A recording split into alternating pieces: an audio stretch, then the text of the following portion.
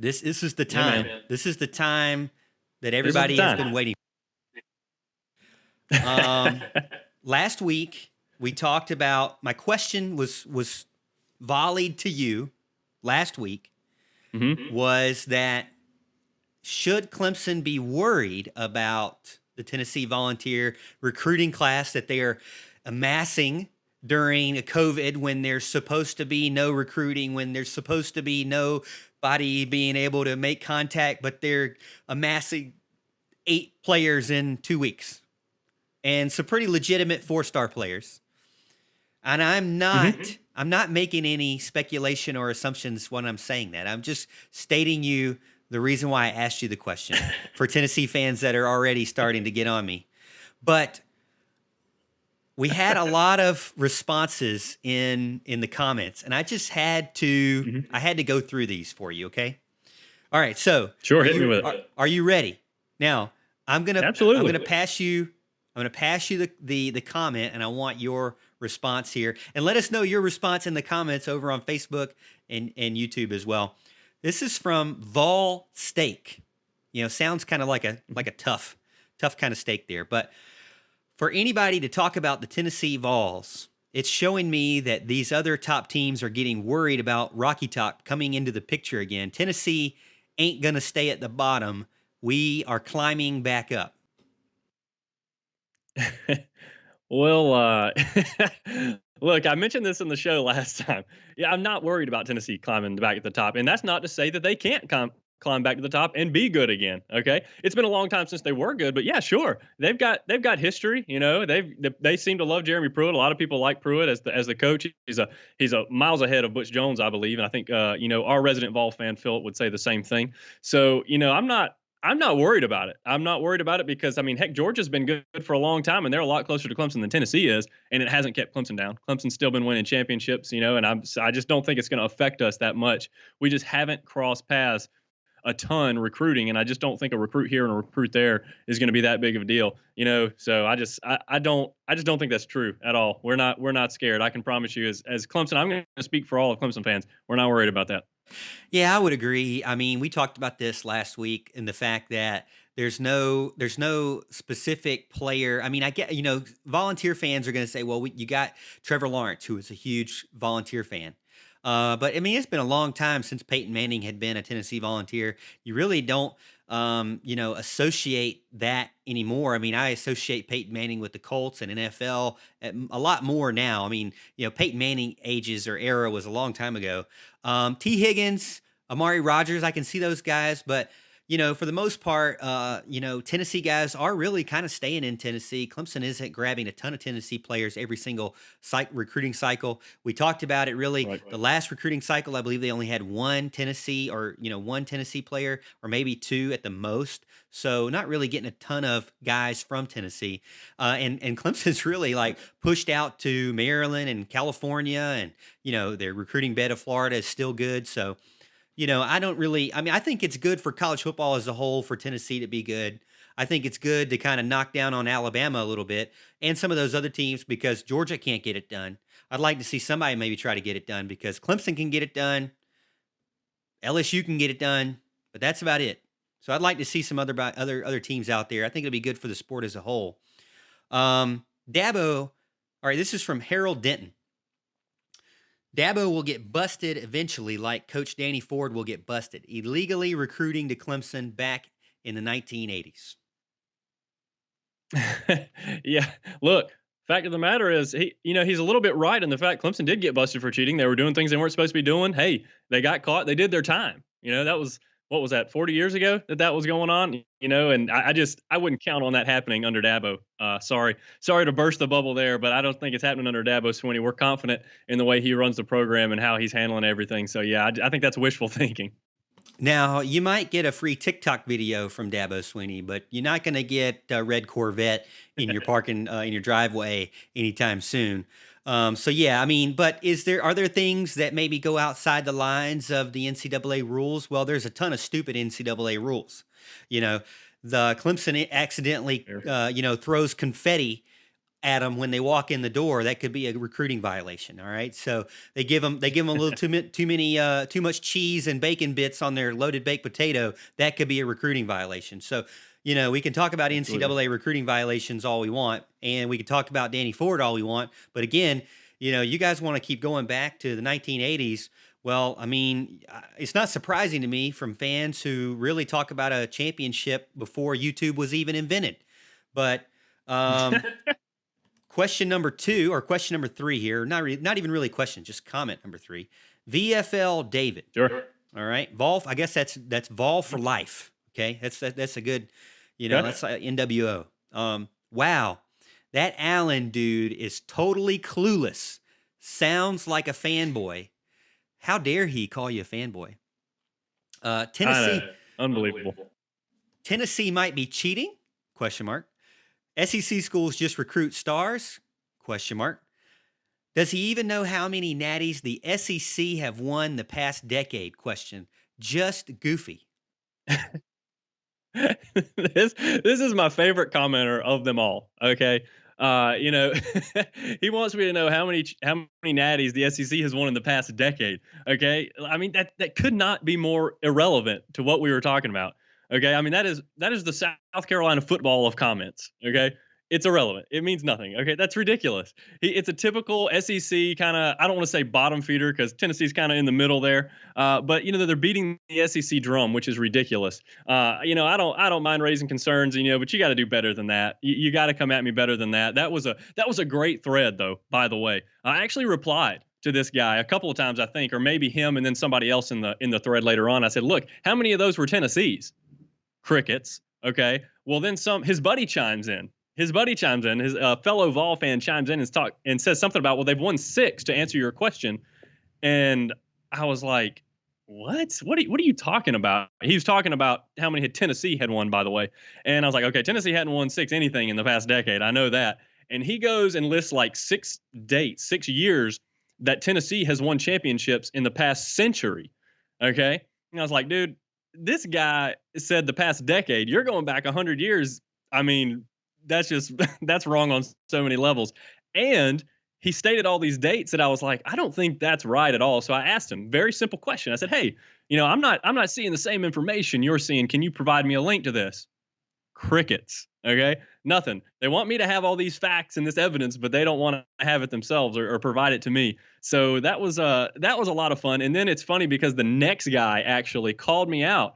It's funny, man. When a comment starts out, it's funny that's one of the greatest things ever. Okay, that's one of the greatest things. So it's funny that you only want to talk about Clemson this past decade when they've been prosperous. And I'm thinking, dude, you need to read the comments. I didn't say anything about the past decade.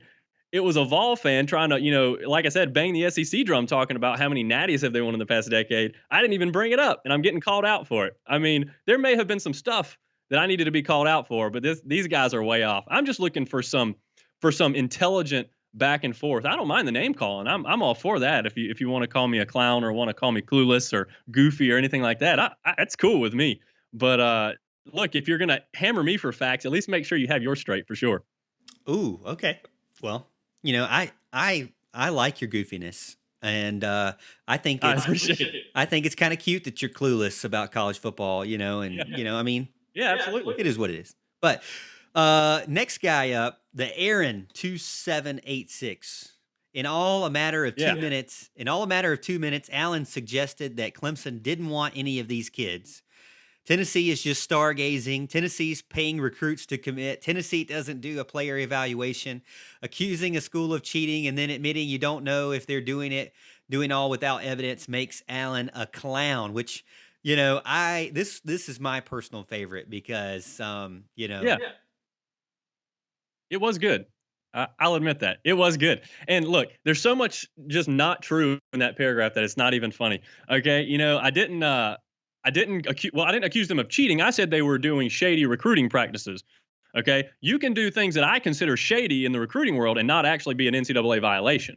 And I won't get into that now because I know we have sensitive Tennessee fans that are going to hear this, so we're not going to talk about that. But yeah, I didn't say they didn't do player evaluations. Okay, all I was doing was comparing them to possibly, FSU got in trouble, kind of for not in trouble for doing that, but they got caught doing a bunch of not player evaluations, just stargazing back in the day. It led them down a bad path. And I'm saying what I meant by that was just because you're getting all 4 and 5 star recruits doesn't necessarily mean you have a difference maker on the team. And when I say difference maker, I'm talking about that kind of generational talent that can jump you, from a 7-win season to competing for championships. I was talking with Philip actually a little bit about this earlier.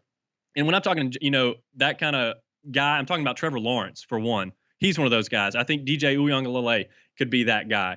I hate to mention this name, but Jadeveon Clowney, he's that type of talent. I see a bunch of guys that can play, and I told Philip, that I kind of want to talk. He told me some defensive end that they got. I'd like to kind of evaluate his film on. I think a quarterback and a defensive end; those are kind of your two biggest impact players on the field. And I hadn't seen what I consider a huge difference maker there. But that's all I was saying. It was just so much untruth in that comment. It was just a lot of fun. But yeah, you know what? It kind of is what it is. So I just kind of deal with it. Hey, a clown, I can accept. I mean, I do know how to juggle. I mean, so I can accept clown. I'll go with that. You actually are a really good juggler, for those who don't know. Try to teach me some of your skills. I can keep it up for maybe 10 seconds, but definitely not like you. You can like do it on one leg and behind your back and all this other stuff. A little bit better than me. But T Suave. Now, this is one that I kind of responded to as well, so I'll tell you my thoughts on it. But T Suave says, we're talking about Tennessee. At the moment, they're on a 6-game winning streak, and they're number 2 in the nation for 2021 recruiting. Oh, yeah, in the moment, they're taking Clemson recruits. What do you got to say about that? Yeah, and I actually responded to somebody in one of my earlier threads, actually, that I was talking about. And again, I tried to, you try to offer a little peace offering out there to these guys and ask legitimate questions. And again, I kept getting crickets every time I did this. But their last 6 wins were against the bottom teams in the conference, and then teams like UAB or somebody like that. They weren't any good teams. Hey, that they were and I beating for these believe last 6 wins. UAB was number 1 in the Conference USA. All right, so and Yeah, they that's they, right. they didn't have a They're they a didn't even world have a beater, football right? team. Yeah. So I think I responded to that as well. Look, 6 games in a row, that's a good thing. You're not going to fault them for beating teams they're supposed to beat. That's okay. I'm all for that, actually. But no, it was just it's not good for these guys. I mean, look, you have your own fans, Vol fans, okay, that think you're cheating. All right. We have our resident Vol fan, Philip, was in on the comment line, and I hope he'll still admit to this, saying this very thing. He said, all teams do it. Okay, this was in the comments. He said something to the effect of everybody does it when I was talking about these this sketchy recruiting stuff. So why is it so outlandish that I think it when your own fan base thinks it? Okay, it's just kind of crazy. These guys, and I mean, they just jump all over everything. They want to take it out of context, or they want to just kind of make up something altogether. I told them, I said, look, I like Tennessee to be good. Okay, I want Tennessee fans to pay very close attention. So listen up, Rocky Top, okay? I want Tennessee to be good or at least better, okay? Look, if they win the East every year, great, because that means Georgia is not winning it. That means South Carolina is not winning it. And I am all for that, okay? So, Rocky, stop with the nonsense, okay? And get back to the proud tradition of Tennessee. Quit with these crazy comments, all right? And we'll go on together hand in hand, all right, as we can see the Gamecocks not winning and the Bulldogs not winning. I'm all for that. That's it for this episode. Mic drop on that one. No, I'm just kidding. But Al, I like the little Rocky stop you just did. I thought that was nice. Good Yeah. touch there.